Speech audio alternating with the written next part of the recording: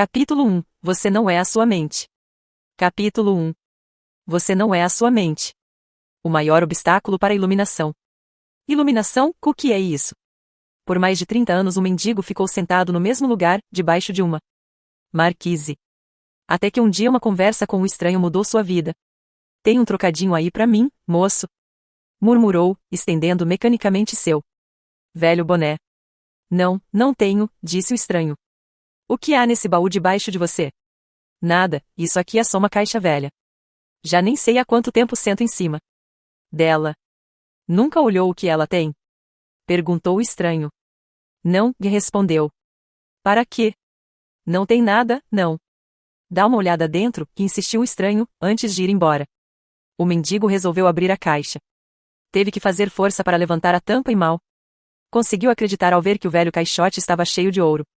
Eu sou o estranho sem nada para dar, que está lhe dizendo para olhar para dentro. Não de uma caixa, mas sim de você mesmo. Imagino que você esteja pensando. Indignado, mas eu não sou um mendigo. Infelizmente, todos que ainda não encontraram a verdadeira riqueza, a radiante alegria do ser e uma paz inabalável, são mendigos, mesmo que possuam bens e riqueza material buscam, do lado de fora, migalhas de prazer, aprovação, segurança ou amor, embora tenham um tesouro guardado dentro de si, que não só contém tudo isso, como é infinitamente maior do que qualquer coisa oferecida pelo mundo.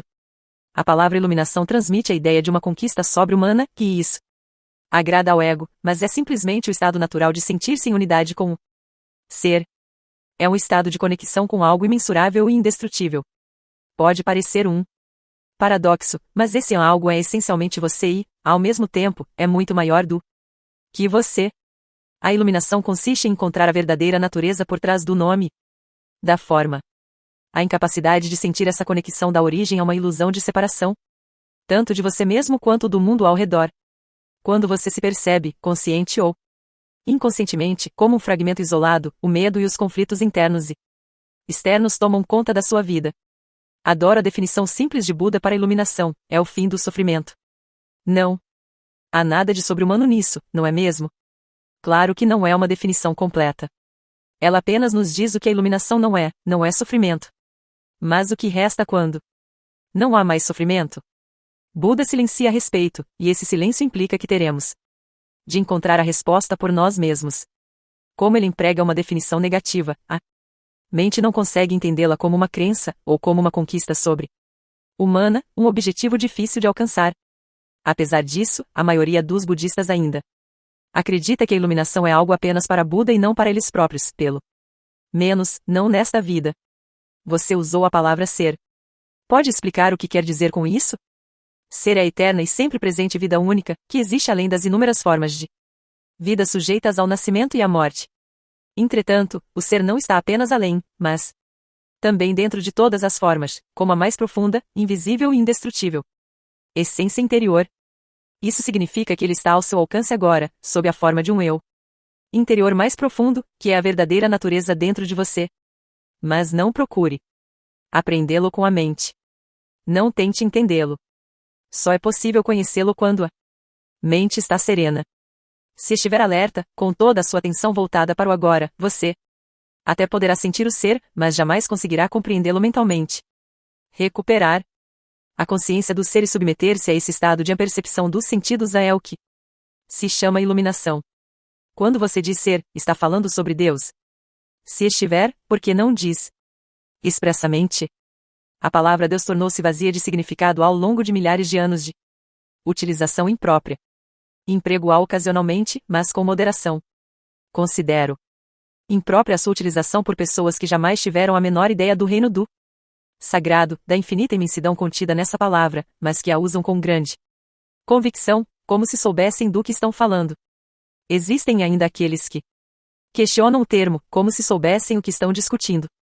Esse uso indevido dá origem a crenças, afirmações e delírios absurdos, tais como o meu ou o nosso Deus é o único Deus verdadeiro, o seu Deus é falso, ou a famosa frase de Nietzsche, Deus está morto. A palavra Deus se tornou um conceito fechado.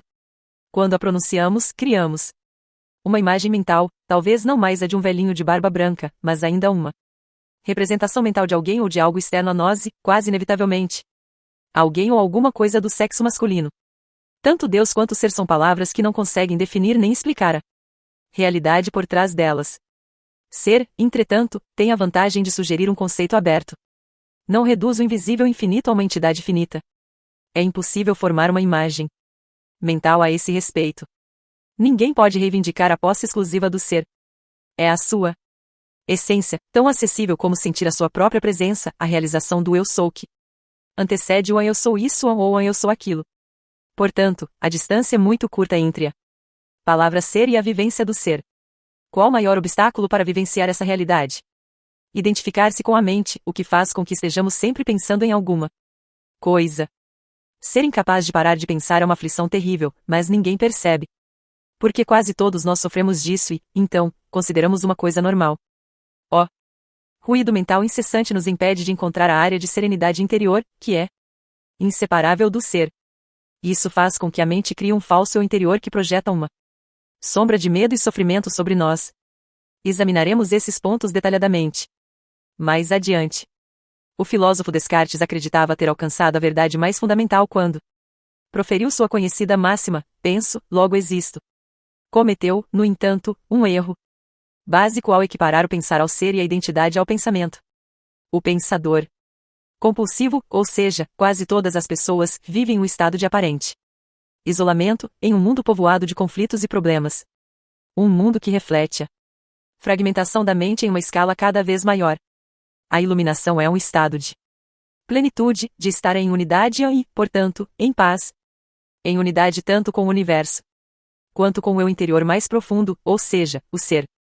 A iluminação é o fim não só do sofrimento e dos conflitos internos e externos permanentes, mas também da aterrorizante escravidão do pensamento. Que maravilhosa libertação! Se nos identificamos com a mente, criamos uma tela opaca de conceitos, rótulos, imagens, palavras, julgamentos e definições que bloqueia todas as relações verdadeiras. Essa tela se situa entre você e o seu eu interior, entre você e o próximo, entre você e a natureza, entre você e Deus. É essa tela de pensamentos que cria uma ilusão de separação, uma ilusão de que existe você e um outro totalmente à parte. Esquecemos o fato essencial de que, debaixo do nível das aparências físicas, formamos uma unidade com tudo aquilo que é. Porém, esquecermos quero dizer que não sentimos. Mas essa unidade como uma realidade evidente por si só. Podemos até acreditar que isso seja uma verdade, mas não mais a reconhecemos como verdade. Acreditar pode até trazer conforto.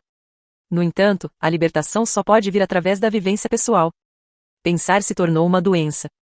A doença acontece quando as coisas se desequilibram. Por exemplo, não há nada de errado com a divisão e a multiplicação das células no corpo humano. Mas, quando esse processo acontece sem levar em conta o organismo como um todo, as células se proliferam e temos a doença. Se for usada corretamente, a mente é um instrumento magnífico. Entretanto, quando a usamos de forma errada, ela se torna destrutiva. Para ser ainda mais preciso, não é você que usa a sua mente de forma errada. Em geral, você simplesmente não usa a mente. É ela que usa você. Essa é a doença. Você acredita que é a sua mente. Eis aí o delírio. O instrumento se apossou de você. Não concordo muito com isso. É verdade que penso muito sem um objetivo definido, como a maioria das pessoas, mas ainda posso escolher como usar a minha mente para ter e conseguir coisas, e faço isso o tempo todo. Só porque podemos resolver palavras cruzadas ou construir uma bomba atômica, isso não significa que estejamos usando a mente. Assim como os cães adoram mastigar ossos, a mente adora transformar dificuldades em problemas. É por isso que ela resolve palavras cruzadas e constrói bombas atômicas. Mas essas coisas não interessam a você. Pergunto então, você consegue se livrar da sua mente quando quer? Já encontrou o botão que a desliga? A ideia é parar de pensar completamente. Não, não consigo, a não ser por 1 ou 2 segundos. Então, é porque a mente está usando você. Estamos tão identificados com ela que nem percebemos que somos seus escravos. É quase como se algo nos dominasse sem termos consciência disso e passássemos a viver como se fossemos a entidade dominadora. A liberdade começa quando percebemos que não somos a entidade dominadora, o pensador. Saber disso nos permite observar a entidade. No momento em que começamos a observar o pensador, ativamos um nível mais alto de consciência. Começamos a perceber, então, que existe uma vasta área de inteligência além do pensamento, e que este é apenas um aspecto diminuto da inteligência. Percebemos também que todas as coisas realmente importantes, como a beleza, o amor, a criatividade, a alegria e a paz interior, surgem de um ponto além da mente. É quando começamos a acordar, libertando-se da sua mente. O que você quer dizer exatamente com observar o pensador? Quando alguém vai ao médico e diz, ouço uma voz dentro da minha cabeça. Provavelmente será encaminhado a um psiquiatra. De uma forma ou de outra. Praticamente todas as pessoas ouvem uma voz, ou algumas vozes, o tempo todo dentro da cabeça. São os processos involuntários do pensar, que acreditamos que não podemos interromper, manifestando-se como monólogos ou diálogos contínuos. Você já deve ter cruzado na rua com pessoas andoidas falando sem parar, ou resmungando consigo mesmas. Não há nisso nada de diferente do que acontece com você e com outras pessoas anormais, exceto que vocês não falam alto. A voz comenta, especula, julga, compara, desculpa, gosta, desgosta, etc. A voz não precisa ser relevante para a situação do momento, pois ela pode estar revivendo o passado recente, ou remoto, ou ensaiando, ou imaginando possíveis situações futuras. Neste último caso, ela imagina sempre as coisas indo mal e com resultados desfavoráveis. É o que se chama de preocupação. Às vezes, essa trilha sonora é acompanhada de imagens ou filmes mentais. Mesmo que tenha alguma relação com o momento, a voz será interpretada em termos do passado. Isso acontece porque a voz pertence à mente condicionada, que é o resultado de toda a nossa história passada, bem como dos valores culturais coletivos que herdamos. Assim, vemos e julgamos o presente com os olhos do passado e construímos uma imagem totalmente distorcida. Não é raro que a voz se torne o pior inimigo de nós mesmos. Muitas pessoas vivem com um torturador em suas cabeças, que as ataca e as pune sem parar, drenando sua energia vital. Essa é a causa de muita angústia e infelicidade, assim como de doenças. A boa notícia é que podemos nos libertar de nossas mentes. Essa é a única libertação verdadeira.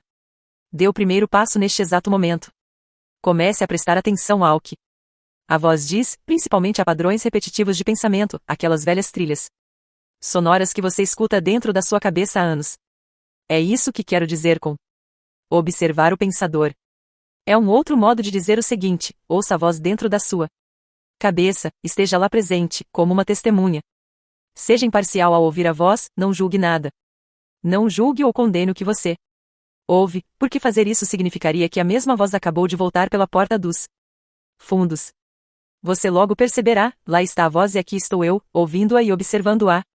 Sentir a própria presença não é um pensamento, é algo que surge de um ponto além da mente. Assim, ouvir um pensamento significa que você está consciente não só do pensamento, mas também de você mesmo, como uma testemunha daquele pensamento. Isso acontece porque uma nova dimensão da consciência acabou de surgir. Quando você ouve o pensamento, sente uma presença consciente, que é o seu eu interior mais profundo, por trás ou por baixo do pensamento. O pensamento, então, perde o poder que exerce sobre você e se afasta rapidamente, porque a mente não está mais recebendo a energia gerada pela sua identificação com ela. Esse é o começo do fim do pensamento involuntário e compulsivo. Quando um pensamento se afasta, percebemos uma interrupção no fluxo mental, um espaço de a mente vazia. No início, esses espaços são curtos, talvez de apenas alguns segundos, mas, aos poucos, se tornam mais longos. Quando esses espaços acontecem, sentimos uma certa serenidade e paz interior. Esse é o começo do estado natural de unidade com o ser, que normalmente é encoberto pela mente. Com a prática, a sensação de paz e serenidade vai se intensificar. Na verdade, essa intensidade não tem fim. Você também vai sentir brotar lá de dentro uma sutil emanação de alegria, que é a alegria do ser. Não se trata de um estado de transe. Nada disso. Se o preço da paz fosse a perda da consciência e o preço da serenidade, a falta de vitalidade e de vivacidade, então não valeria a pena. É exatamente o oposto. Nesse estado de conexão interior, ficamos muito mais alertas. Estamos presentes por inteiro. Ao penetrarmos mais profundamente nessa área de a mente vazia, como ela às vezes é chamada no Oriente, começamos a perceber o estado de pura consciência. Nesse estado, sentimos a nossa própria presença com tal intensidade e alegria que os Pensamentos, as emoções, nosso corpo, o mundo exterior, tudo se torna insignificante comparado a ele. No entanto, não é um estado egoísta, e sim generoso. Ele nos transporta para um ponto além do que antes julgávamos ser o nosso eu interior. Essa presença é essencialmente você e, ao mesmo tempo, muito maior do que você. Em vez de observar o pensador, podemos também criar um espaço no fluxo da mente, direcionando o foco da nossa atenção para o agora. Torne-se consciente do momento. Isso é profundamente gratificante de se fazer. Agindo assim, desviamos a consciência para longe da atividade da mente e criamos um espaço de mente vazia, em que ficamos extremamente alertas e conscientes, mas sem pensar. Essa é a essência da meditação. Na vida diária é possível pôr isso em prática dando total atenção a qualquer atividade rotineira, normalmente considerada como apenas um meio para atingir um objetivo, de modo a transformá-la em um fim em si mesma. Por exemplo, todas as vezes que você subir ou descer as escadas em casa ou no trabalho, preste muita atenção a cada passo, a cada movimento, até mesmo a sua respiração. Esteja totalmente presente. Ou, quando lavar as mãos, preste atenção a todas as sensações provocadas por essa atividade, como o som e o contato da água, o movimento das suas mãos, o cheiro do sabonete, e assim por diante. Ou então, quando entrar em seu carro, pare por alguns segundos depois que fechar a porta e observe o fluxo da sua respiração.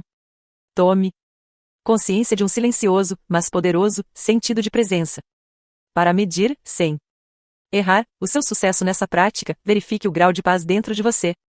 Portanto, o passo mais importante na caminhada em direção à iluminação é aprendermos a nos dissociar de nossas mentes. Todas as vezes que criamos um espaço no fluxo do pensamento, a luz da nossa consciência fica mais forte. Um dia você pode se surpreender sorrindo para a voz dentro da sua cabeça, como sorriria para as travessuras de uma criança. Isso significa que você não está mais levando tão a sério o que vai pela mente, pois o seu eu interior não depende dela. Iluminação, elevando-se acima do pensamento. O pensamento não é indispensável para sobrevivermos neste mundo? Nossa mente é um instrumento, uma ferramenta. Está ali para ser usada em uma tarefa específica e depois ser deixada de lado.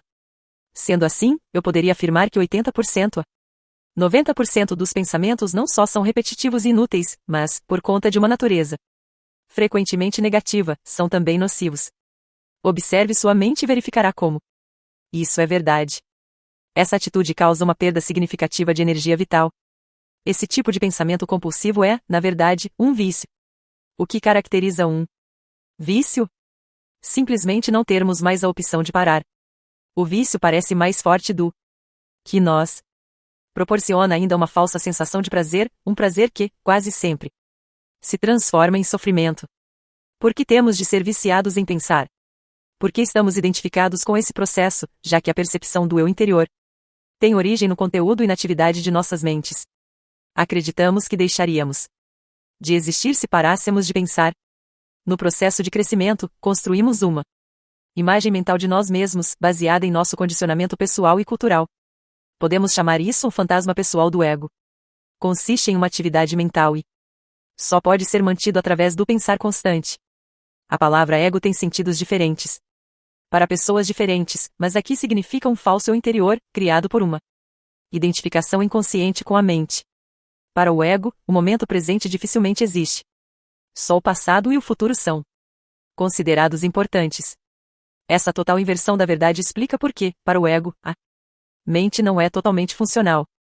O ego está sempre preocupado em manter vivo passado, porque pensa que sem ele não seríamos ninguém. E se projeta no futuro para assegurar a continuação de sua sobrevivência e buscar algum tipo de escape ou satisfação lá adiante. Ele diz assim: um dia, quando isso ou aquilo acontecer, vou ficar bem, feliz, em paz. Mesmo quando o ego parece estar preocupado com o presente, não é o presente que ele vê, porque constrói uma imagem completamente distorcida, a partir do passado.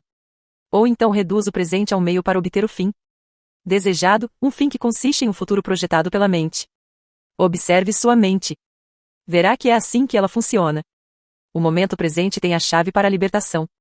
Mas você não conseguirá percebê-lo enquanto você for a sua mente. Não quero perder a minha capacidade de analisar e criticar. Não me importo em aprender a pensar de forma mais clara, com um sentido mais direcionado. Mas não quero perder esse dom, que considero o bem mais precioso que temos. Sem ele, seríamos apenas mais uma espécie animal. O predomínio da mente é apenas um estágio na evolução da consciência. Precisamos, urgentemente, passar ao próximo estágio, senão seremos destruídos pela mente, que se transformou em um monstro. Falarei sobre isso em detalhes mais adiante. Pensamento e consciência não são sinônimos. O pensamento é um pequeno aspecto da consciência. O pensamento não consegue existir sem a consciência, mas a consciência não necessita do pensamento. A iluminação significa chegar a um nível acima do pensamento, e não ficar abaixo dele, no nível de um animal ou de uma planta. No estado iluminado, continuamos a usar nossas mentes quando necessário, mas de um modo mais focalizado e eficiente. Assim, utilizando nossas mentes com objetivos práticos, não ouvimos mais o diálogo interno involuntário e sentimos uma enorme serenidade interior. Quando usamos de fato nossas mentes e, em especial, quando necessitamos de uma solução criativa, há uma oscilação de segundos entre o pensamento e a serenidade, entre a mente ativa e a mente vazia. O estado de mente vazia é a consciência sem o pensamento. Só assim é possível pensar criativamente, porque somente desse modo o pensamento tem alguma força real. O pensamento sozinho, quando não mais conectado com a área da consciência, que é muito mais ampla, rapidamente se torna árido, doentio e destrutivo. A mente é, em essência, uma máquina de sobrevivência. Ela executa muitas coisas boas quando, por exemplo, ataca outras mentes e se defende delas, coleta, armazena e analisa uma informação, mas não é nada criativa. Todo artista verdadeiro, quer tenha ou não consciência disso, cria a partir de um lugar de mente vazia, que se origina de uma serenidade interior. A mente então dá forma ao impulso criativo, ou insight. Até mesmo os grandes cientistas têm relatado que as suas descobertas mais originais aconteceram em um momento de serenidade mental. Uma pesquisa nacional realizada com alguns dos matemáticos mais preeminentes que já atuaram nos Estados Unidos, incluindo Einstein, para estudar seus métodos de trabalho, mostrou que o pensamento é apenas uma parte secundária da fase breve e decisiva do ato criativo em si. Logo, eu poderia dizer que a maioria dos cientistas não é criativa, não porque não sabe pensar, mas sim porque não sabe como parar de pensar. Não foi a mente, nem o pensamento, que criou o milagre da vida ou nossos corpos. É claro que existe uma inteligência, de uma dimensão muito maior do que a da mente, trabalhando para manter tudo isso funcionando. Como uma simples célula humana, que mede 1.000 de 25,4 milímetros, pode conter instruções dentro do DNA que encheriam 1000 livros de 600 páginas cada um? Quanto mais aprendemos sobre o funcionamento do corpo, mais percebemos como é vasta a inteligência que age dentro dele e como sabemos pouco a esse respeito. Quando a mente se relaciona com o corpo, transforma-se na mais maravilhosa das ferramentas. Serve, então, a alguma coisa maior do que ela mesma. Emoção, a reação do corpo à mente. E quanto às emoções? Elas me dominam muito mais do que a minha mente. A mente, no sentido em que emprego o termo, não é apenas pensamento. Ela inclui nossas emoções, assim como todos os padrões de reações mentais emocionais inconscientes. A emoção nasce no lugar onde a mente e o corpo se encontram. É a reação do corpo à nossa mente ou, podemos dizer, um reflexo da mente no corpo. Por exemplo, um pensamento agressivo ou hostil vai acumulando, aos poucos, uma energia no corpo, a raiva. O corpo está se preparando para lutar. Já a ideia de que nos encontramos sob uma ameaça física ou psicológica faz com que o corpo se contraia, o que é a manifestação física daquilo que chamamos medo. As pesquisas têm demonstrado que as emoções fortes causam até mesmo mudanças na bioquímica do corpo.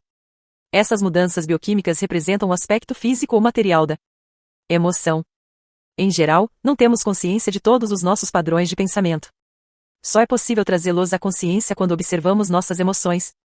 Quanto mais identificados estivermos com nosso pensamento, com as coisas que nos agradam ou não, com nossos julgamentos e interpretações, ou seja, quanto menos presentes estivermos como consciência observadora, mais forte será a carga de energia emocional, tenhamos ou não consciência disso. Se você não consegue sentir as suas emoções, se as mantém à distância, terminará por senti-las em um nível puramente físico, como um sintoma ou um problema físico. Muito se tem escrito a respeito disso nos últimos anos, portanto não precisamos nos aprofundar no assunto.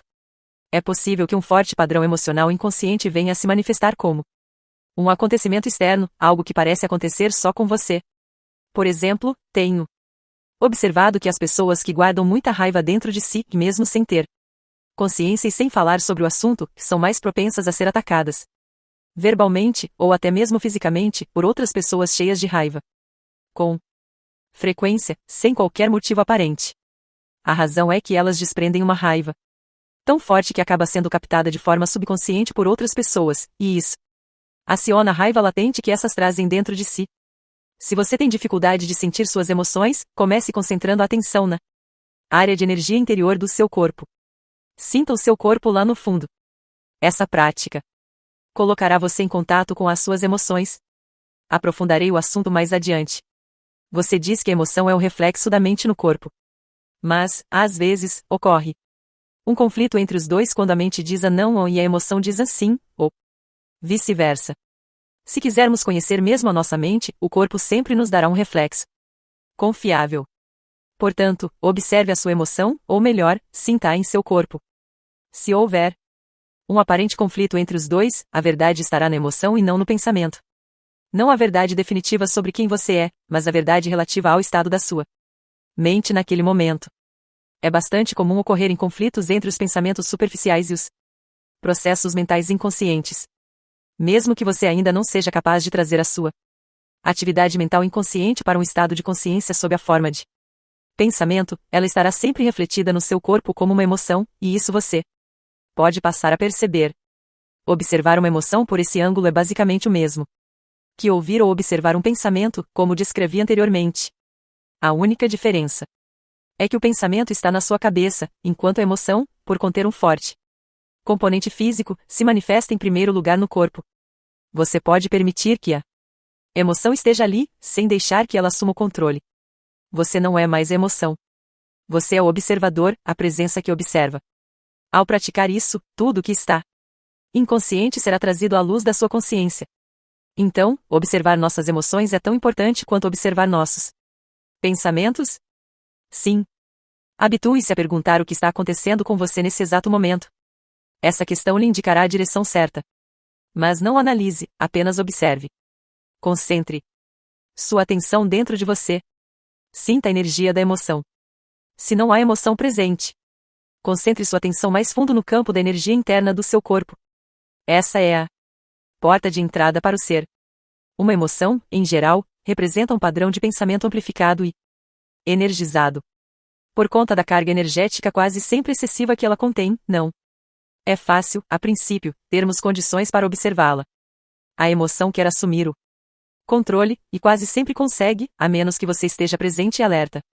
Se você for empurrado para uma identificação inconsciente com a emoção, ela se tornará temporariamente você.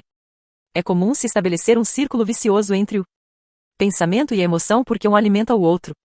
O padrão do pensamento cria um reflexo amplificado de si mesmo na forma de uma emoção, fazendo com que a frequência vibratória desta permaneça alimentando o padrão de pensamento original. Ao lidar mentalmente com a situação, acontecimento ou pessoa que é identificada como causadora da emoção, o pensamento fornece energia para a emoção, a qual, por sua vez, energiza o padrão de pensamento, e assim por diante. Basicamente, todas as emoções são modificações de uma emoção primitiva não diferenciada, cuja origem é a perda da percepção de quem somos por trás do nome e da forma. É difícil encontrar um nome que descreva essa emoção primitiva. A palavra medo é muito próxima, mas, além do sentido de ameaça permanente, ela pode ser entendida como um profundo sentimento de abandono e incompletude. Por isso, talvez seja melhor usar uma palavra que não se confunda tanto com aquela emoção básica e chamar isso simplesmente de sofrimento. Uma das principais tarefas da mente, uma das razões da sua atividade incessante, é de combater ou eliminar o sofrimento emocional, embora ela invariavelmente só consiga encobri-lo por um tempo.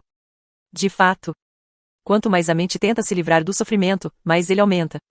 A mente nunca pode achar a solução, nem pode permitir que encontremos a solução, porque é, ela mesma, uma parte intrínseca do problema. Imagine um chefe de polícia tentando achar um incendiário, quando o incendiário é o próprio chefe de polícia. Não nos livraremos desse sofrimento enquanto não extrairmos o sentido de eu interior da identificação com a mente, ou seja, do ego. A mente é, então, derrubada da sua posição de poder, e o ser se revela em si mesmo, como a verdadeira natureza da pessoa. Já sei o que você vai perguntar agora. Eu ia perguntar, o que acontece com as emoções positivas, como o amor e a alegria? Elas são inseparáveis do estado natural de conexão interior com o ser. Sempre que houver um espaço no fluxo dos pensamentos, podem ocorrer lampejos de amor e alegria, ou breves instantes de uma paz profunda. Para a maioria das pessoas, tais espaços raramente acontecem, e mesmo assim por acaso, nas ocasiões em que a mente fica sem palavras, instigada por uma beleza estonteante, uma exaustão física extrema, ou mesmo um grande perigo. De repente se instala uma serenidade interior. E dentro dessa serenidade existe uma alegria sutil mas intensa, existe amor, existe paz. Normalmente, tais momentos têm vida curta, pois a mente logo reassume essa atividade barulhenta a que chamamos pensar. O amor, a alegria e a paz não conseguem florescer a menos que tenhamos nos livrado do domínio da mente. Mas eu não os chamaria de emoções. Eles estão por baixo das emoções, em um nível mais profundo. Portanto, precisamos nos tornar plenamente conscientes de nossas emoções e ser capazes de senti-las, antes de ser capazes de sentir aquilo que está além delas. A palavra emoção significa, literalmente, desordem. A palavra vem do latim emovere, que significa movimentar. Amor, alegria e paz são estados profundos do ser, ou melhor, 3 aspectos do estado de ligação interior com o ser. Assim, não possuem opositores pela simples razão de que surgem por trás da mente. As emoções, por outro lado, sendo uma parte da mente dualística, estão sujeitas à lei dos opostos. Isso quer dizer, simplesmente, que não se pode ter o bom sem que haja o mal. Portanto, numa condição não iluminada de identificação com a mente, aquilo que algumas vezes é erroneamente chamado de alegria é o lado geralmente breve do prazer, dentro da alternância contínua do ciclo. Sofrimento-prazer. O prazer sempre se origina de alguma coisa externa a nós, ao passo que a alegria nasce do nosso interior. A mesma coisa que proporciona prazer hoje provocará sofrimento amanhã, ou nos abandonará, e essa ausência causará sofrimento. Do mesmo modo, o que se costuma chamar de amor pode ser prazeroso e excitante por um tempo, mas é um apego adicional, uma condição de necessidade extrema, que pode vir a se transformar no oposto, em um piscar de olhos. Muitas relações amorosas, passada a euforia inicial, oscilam entre o amor e o ódio, a atração e a agressão. O amor verdadeiro não permite que você sofra. Como poderia? Não se transforma em ódio de repente, assim como a verdadeira alegria não se transforma em sofrimento. Antes de atingirmos a iluminação, antes mesmo de nos libertarmos de nossas mentes, podemos ter lampejos de alegria autêntica, de um amor verdadeiro ou de uma profunda paz interior, tranquila mas intensamente viva. Esses são aspectos da nossa verdadeira natureza, em geral obscurecida pela mente. Mesmo dentro de uma relação anormal onde dependência, é possível haver momentos em que podemos sentir a presença de algo genuíno, incorruptível. Mas serão somente lampejos, a serem logo encobertos pela interferência da mente. Você poderá ficar com a impressão de que teve alguma coisa muito valiosa mas a perdeu, ou a sua mente pode lhe convencer de que tudo não passou de uma ilusão. A verdade é que não foi uma ilusão e você também não perdeu nada. Esse algo valioso é parte de seu estado natural, pode estar encoberto, mas nunca ser destruído pela mente. Mesmo quando o céu está totalmente coberto, o sol não desapareceu. Ainda está lá, por trás das nuvens. Buda diz que a dor, ou o sofrimento, surge através de desejos ou anseios, e que para se libertar da dor é preciso romper as amarras do desejo.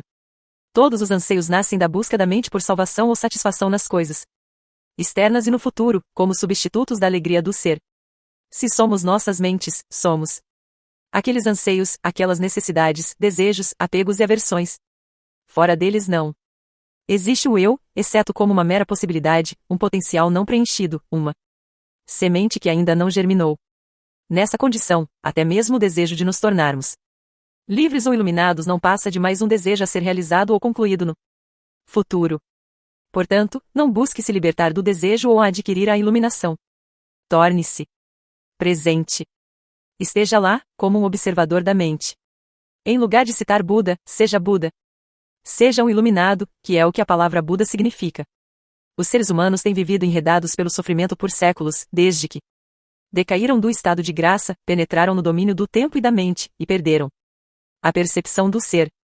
Nesse momento, começaram a se perceber como fragmentos sem sentido em um universo estranho, sem conexão com a fonte e com o seu semelhante. Enquanto estivermos identificados com as nossas mentes, ou seja, enquanto estivermos inconscientes espiritualmente, o sofrimento será inevitável.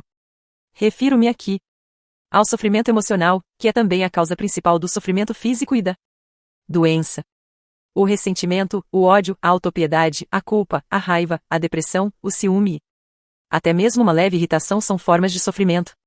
E qualquer prazer ou forte emoção contém em si a semente do sofrimento. É o inseparável oposto, que se manifestará com o tempo. Quem já tomou bebidas alcoólicas ou drogas para ficar alto sabe que o alto se transforma em baixo, que o prazer se torna uma forma de sofrimento. A maioria das pessoas também sabe, por experiência própria, como uma relação íntima pode se transformar, de modo fácil e rápido, de fonte de prazer em fonte de sofrimento. Vistas de uma perspectiva mais ampla, tanto a polaridade negativa quanto a positiva são lados de uma mesma moeda, são partes de um sofrimento que está oculto, inseparável do estado de consciência identificado com a mente. Existem dois níveis de sofrimento, o que você cria agora e o que tem origem no passado que ainda vive em sua mente e no seu corpo.